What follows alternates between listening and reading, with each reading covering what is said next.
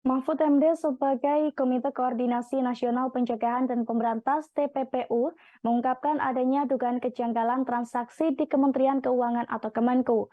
Tak tanggung-tanggung jumlah transaksi tersebut mencapai triliunan. Terkait hal ini, anggota Komisi 3 DPR RI fraksi Demokrat Beni Kaharman kembali menyinggung kejanggalan tersebut baru-baru ini.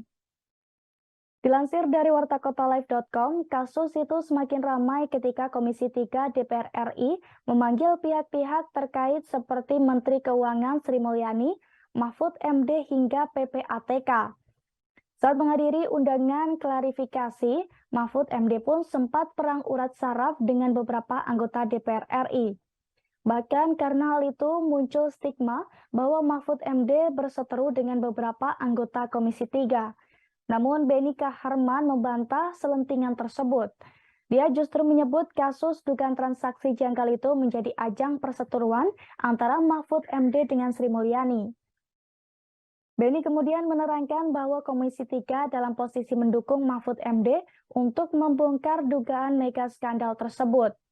Sebab Menko sendiri telah membantah mentah-mentah tudingan Mahfud MD.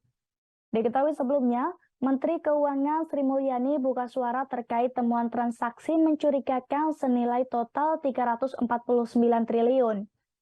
Sri Mulyani menyebut dari temuan itu tidak seluruhnya terjadi di lingkungan Kementerian Keuangan. Menurutnya dari total 349 triliun, temuan Pusat Pelapor dan Analisis Transaksi Keuangan atau PPATK hanya ada 3,3 triliun melibatkan pegawai Kemenku.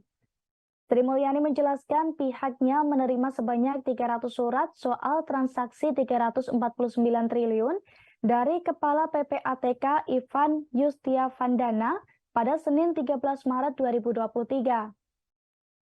Dia menyebut 300 surat terdiri dari 135 inquiry Kemenku, 65 inisiatif PPATK, dan 100 surat yang dikirim ke aparat penegak hukum atau APH. Sementara dalam 65 surat dengan nilai transaksi 253 triliun adalah terkait data dari transaksi, debit, kredit operasional perusahaan-perusahaan dan korporasi yang tidak ada hubungannya dengan pegawai Kemenku. Sri Mulyani menambahkan, dari 22 triliun tersebut hanya 3,3 triliun yang berhubungan dengan pegawai Kemenku.